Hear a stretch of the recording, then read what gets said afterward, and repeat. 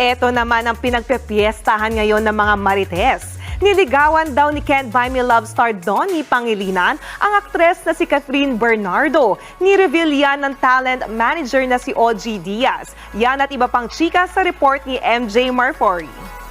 How true? Minsan pala, pinormahan nitong isang young actor, si Catherine.